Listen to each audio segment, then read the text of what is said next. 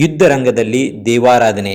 ಯೋಶ್ವನ ಪುಸ್ತಕದಲ್ಲಿ ಇಸ್ರಾಯೇಲ್ ಜನರು ದೇವರು ವಾಗ್ದಾನ ಮಾಡಿದ ಕಾನಾನ್ ದೇಶವನ್ನ ಯುದ್ಧದ ಮೂಲಕವಾಗಿ ಪ್ರವೇಶಿಸುವವರಾಗಿದ್ದಾರೆ.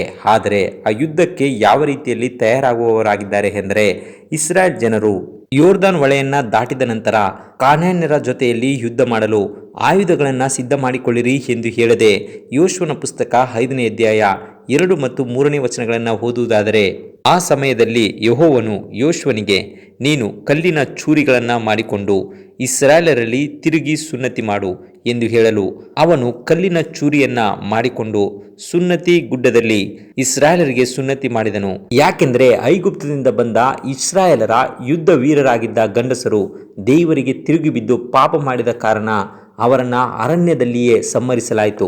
ಇನ್ನು ಕೆಲವರು ಅರಣ್ಯದಲ್ಲಿಯೇ ಮರಣ ಹೊಂದಿದರು. ಆದರೆ ಅವರಿಗೆ ಜನಿಸಿದ ಮಕ್ಕಳು ನೂತನ ಸಂತತಿಯಾಗಿರುವುದರಿಂದ ಅವರು ಕಾನಾನ್ ದೇಶವನ್ನು ಪ್ರವೇಶಿಸುವುದಕ್ಕಿಂತ ಮೊದಲು ಸುನ್ನತಿ ಮಾಡುವಂತೆ ದೇವರು ಯೋಶ್ವನಿಗೆ ಆಜ್ಞಾಪಿಸುವವನಾಗಿದ್ದಾನೆ. ಆದರೆ ಯುದ್ಧ ರಂಗದಲ್ಲಿ ಯಾಕೆ ಸುನ್ನತಿ ಮಾಡುವಂತೆ ತಿಳಿಸುವವನಾಗಿದ್ದಾನೆ ಅಂದರೆ, ದೇವರು ಇಸ್ರಾಯೇಲ್ ಜನರ ಜೊತೆಯಲ್ಲಿ ಒಡಂಬಡಿಕೆ ಮಾಡಿಕೊಂಡಿದ್ದು, ಆ ಒಡಂಬಡಿಕೆಯನ್ನ ಮತ್ತೆ ಈ ನೂತನ ಸಂತತಿಯ ಜೊತೆಯಲ್ಲಿ ಪುನಃಸ್ಥಾಪಿಸುವ ಮೂಲಕವಾಗಿ, ನಾನು ನಿಮ್ಮ ದೇವರಾಗಿರುವೆನು, ನೀವು ನನ್ನ ಪ್ರಜೆಗಳಾಗಿರುವಿರಿ ಎಂಬ ಒಡಂಬಡಿಕೆಯನ್ನ ಮುಂದುವರಿಸುವವನಾಗಿದ್ದಾನೆ. ಈ ಒಡಂಬಡಿಕೆಯ ಮೂಲಕವಾಗಿ ಅನ್ಯ ಜನರಿಗೆ ನಾವು ದೇವರ ಮಕ್ಕಳು, ದೇವರು ನಮ್ಮ ಜೊತೆ ಇದ್ದಾನೆ, ನಮ್ಮನ್ನ ಆತನು ವಾಗ್ದಾನ ಮಾಡಿದಂತಹ ಕಾನಾನ್ ದೇಶಕ್ಕೆ ನಡೆಸುತ್ತಾನೆ ಎನ್ನುವಂತಹ ಸಂದೇಶವನ್ನ ನೀಡುವವರಾಗಿದ್ದಾರೆ. ನಾವು ಸಹ ಪರಮ ಕಾನಾನ್ ದೇಶವನ್ನ ಪ್ರವೇಶಿಸಬೇಕಾದರೆ ಈ ಲೋಕದಲ್ಲಿ ನಡೆಯುವ ಆತ್ಮಿಕ ಯುದ್ಧವನ್ನ ಜಯಿಸಲು ನಮ್ಮ ಹೃದಯದ ಸುನ್ನತಿ ಅಂದರೆ ಹೊಸದಾಗಿ ಹುಟ್ಟುವಂತಹ ನೂತನ ಸೃಷ್ಟಿಯ ಅನುಭವವನ್ನು ಹೊಂದಿಕೊಳ್ಳಬೇಕಾಗಿದೆ. ನಂತರ ಯೋಶ್ವನ ಪುಸ್ತಕ 5ನೇ ಅಧ್ಯಾಯ 10ನೇ ವಚನವನ್ನು ಓದುವುದಾದರೆ, ಇಸ್ರಾಯೇಲರು ಗಿಲ್ಗಾಲಿನಲ್ಲಿ ಇಳುಕೊಂಡಿದ್ದಾಗ ಮೊದಲನೇ ತಿಂಗಳಿನ 14ನೇ ದಿನದ ಸಾಯಂಕಾಲ ಯೆರಿಕೋವಿನ ಬಯಲಿನಲ್ಲಿ ಪಾಸ್ಕ ಹಬ್ಬವನ್ನು ಆಚರಿಸಿದರು ಎಂಬುದಾಗಿ ತಿಳಿಸುತ್ತದೆ. ಮೊದಲು ಈ ಪಾಸ್ಕ ಹಬ್ಬವನ್ನು ಇಸ್ರಾಯೇಲ್ ಜನರು ಐಗುಪ್ತ ದೇಶದಲ್ಲಿ ಐಗುಪ್ತವನ್ನು ಬಿಟ್ಟು ಬರುವುದಕ್ಕಿಂತ ಮೊದಲು ಆಚರಿಸಿದ ನಿಮಿತ್ತವಾಗಿ ದೇವರು ಅದ್ಭುತವಾಗಿ ಅವರನ್ನ ಐಗುಪ್ತದಿಂದ ಬಿಡುಗಡೆ ಮಾಡಿದನು ಮತ್ತು ದೇವರ ಮಕ್ಕಳಿಗೆ ವಿರುದ್ಧವಾಗಿದ್ದ ಐಗುಪ್ತ ದೇಶವನ್ನ ದಂಡಿಸಿದನು. ಹಾಗೆಯೇ ಈ ಇಸ್ರಾಯೇಲ್ ಜನರ ನೂತನ ಸಂತತಿ ಕಾನಾನ್ ದೇಶಕ್ಕೆ ಪ್ರವೇಶಿಸುವುದಕ್ಕಿಂತ ಮೊದಲು ಅವರಿಗೆ ವಿರುದ್ಧವಾಗಿ ಬರುವಂತಹ ಎಲ್ಲಾ ರಾಜ್ಯಗಳನ್ನು ಜಯಿಸಲು ಈ ಪಾಸ್ಕ ಹಬ್ಬವನ್ನು ಆಚರಿಸುವಂತೆ ತಿಳಿಸುವವನಾಗಿದ್ದಾನೆ. ಅಂದು ಇಸ್ರಾಯೇಲ್ ಜನರು ಪಾಸ್ಕ ಹಬ್ಬವನ್ನು ಆಚರಿಸಿ ಐಗುಪ್ತವನ್ನು ಬಿಟ್ಟು ಕೆಂಪು ಸಮುದ್ರವನ್ನು ದಾಟಿ ಅರಣ್ಯಕ್ಕೆ ಬಂದಂತೆ ಇಂದು ಇಸ್ರಾಯೇಲ್ ಜನರ ನೂತನ ಸಂತತಿಯು ಸಹ ಪಾಸ್ಕ ಹಬ್ಬವನ್ನು ಆಚರಿಸಿ ಯೋರ್ದಾನ್ ಹೊಳೆಯನ್ನು ದಾಟಿ ಕಾನಾನ್ ದೇಶವನ್ನು ಪ್ರವೇಶಿಸುವವರಾಗಿದ್ದಾರೆ. ಅದೇ ರೀತಿಯಲ್ಲಿ ನಾವು ಸಹ ಪರಮ ಕಾನಾನ್ ದೇಶವನ್ನು ಪ್ರವೇಶಿಸಬೇಕಾದರೆ ನಾವು ಸಹ ಪ್ರಕಟಣೆ ಗ್ರಂಥ 15ನೇ ಅಧ್ಯಾಯ 2 ಮತ್ತು 3ನೇ ವಚನಗಳನ್ನು ಓದುವುದಾದರೆ, ಕೊನೆಯ ಕಾಲದಲ್ಲಿ ಬರುವ ಮೃಗದ ವಿಗ್ರಹಕ್ಕೆ ನಮಸ್ಕರಿಸದೆ ಅದರ ಹೆಸರಿನ ಅಂಕೆಯ ಮುದ್ರೆಯನ್ನು ಹಾಕಿಸಿಕೊಳ್ಳದೆ ಜಯವೊಂದಿ ದೇವರ ದಾಸನಾದ ಮೋಸೆಯ ಹಾಡನ್ನು, ಯಜ್ಞದ ಕುರಿಯಾದಾತನ ಹಾಡನ್ನು ಹಾಡುವವರಾಗಿದ್ದಾರೆ. ಅಂದರೆ ಮೋಶೆ ಮತ್ತು ಕ್ರಿಸ್ತನು ಈ ಲೋಕದಲ್ಲಿ ಅನುಭವಿಸಿದಂತಹ ಅನುಭವವನ್ನು ಹೊಂದಿ ನಾವು ಸಹ ಪರಮ ಕಾನಾನ್ ದೇಶವನ್ನು ಪ್ರವೇಶಿಸುವವರಾಗಿದ್ದೇವೆ.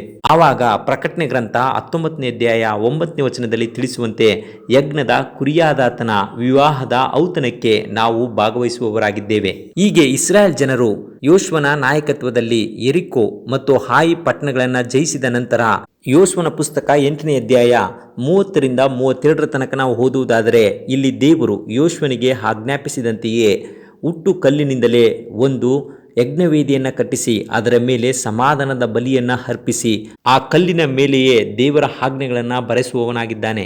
ಯಾಕೆಂದರೆ ಆಯಿ ಪಟ್ಟಣದಿಂದ ಉಂಟಾದಂತಹ ಶಾಪದ ನಿಮಿತ್ತವಾಗಿ ಈ ಸಮಾಧಾನದ ಬಲಿಯನ್ನು ಅರ್ಪಿಸುವವರಾಗಿದ್ದಾರೆ. ಮಾತ್ರವಲ್ಲದೆ ಆ ಕಲ್ಲಿನ ಮೇಲೆ ಆಜ್ಞೆಗಳನ್ನು ಬರೆಸುವುದರ ಮೂಲಕವಾಗಿ ನಾವು ನಿನ್ನ ಆಜ್ಞೆಗಳಿಗೆ ವಿಧೇಯರಾಗಿ ಜೀವಿಸುತ್ತೇವೆ ಎಂಬುದಾಗಿ ತೋರಿಸಿಕೊಡುವವರಾಗಿದ್ದಾರೆ. ಈ ಬಲಿ ಕ್ರಿಸ್ತನನ್ನು ಸೂಚಿಸುವಂಥದ್ದಾಗಿದೆ. ಯಾಕೆಂದರೆ ಆತನೇ ನಮ್ಮ ಸಮಾಧಾನದ ಪ್ರಭುವಾಗಿದ್ದಾನೆ. ನಮ್ಮ ಪಾಪಗಳಿಗಾಗಿ ಆತನು ಮರಣವನ್ನು ಹೊಂದಿದ್ದಾನೆ. ಆದುದರಿಂದ ನಾವು ನಮ್ಮನ್ನು ಆತನಿಗೆ ಸಜೀವ ಯಜ್ಞವಾಗಿ ಅರ್ಪಿಸಿಕೊಳ್ಳುವುದರ ಮೂಲಕವಾಗಿ ಆತನ ಆಜ್ಞೆಗಳಿಗೆ ವಿಧೇಯರಾಗಿ ಜೀವಿಸಬೇಕಾಗಿದೆ.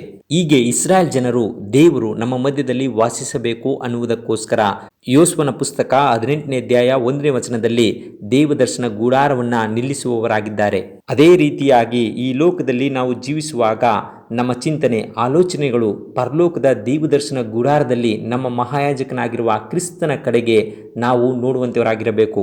ಆವಾಗ ಹೇಗೆ ದೇವದರ್ಶನ ಗುಡಾರದ ಮೂಲಕವಾಗಿ ದೇವರು ಇಸ್ರಾಯೇಲರ ಮಧ್ಯದಲ್ಲಿ ವಾಸಿಸಿದನೋ ಅದೇ ರೀತಿಯಾಗಿ ದೇವರು ನಮ್ಮ ಹೃದಯಗಳಲ್ಲಿ ವಾಸಿಸುವವನಾಗಿದ್ದಾನೆ. ಆದುದರಿಂದ ಈ ಲೋಕದಲ್ಲಿ ನಡೆಯುವ ಆತ್ಮಿಕ ಯುದ್ಧವನ್ನು ಜಯಿಸಿ ಪರಮ ಕಾನಾನ್ ದೇಶವನ್ನು ಪ್ರವೇಶಿಸಬೇಕಾದರೆ ನಮ್ಮ ಹೃದಯದ ಸುನ್ನತಿ ಅಂದರೆ ಹೊಸದಾಗಿ ಹುಟ್ಟುವಂತಹ ಅನುಭವವನ್ನು ಹೊಂದಿ ಪಾಸ್ಕದ ಕುರಿಮರಿಯಾದಂತಹ ಕ್ರಿಸ್ತನ ರಕ್ತದ ಮೂಲಕವಾಗಿ ನಮ್ಮ ಪಾಪಗಳನ್ನು ತೊಳೆದುಕೊಂಡು ಆತನ ಆಜ್ಞೆಗಳಿಗೆ ವಿಧೇಯರಾಗಿ ಪರಲೋಕದ ಗುಡಾರದಲ್ಲಿ ನಮ್ಮ ಮಹಾಯಾಜಕನಾಗಿರುವ ಕ್ರಿಸ್ತನನ್ನು ನೋಡಿ ಪರಮ ಕಾನಾನ್ ದೇಶಕ್ಕೆ ಸಿದ್ಧರಾಗೋಣ. ದೇವರು ನಿಮ್ಮನ್ನು ಆಶೀರ್ವದಿಸಲಿ. ಪ್ರಾರ್ಥನೆ ಮಾಡಿಕೊಳ್ಳೋಣ.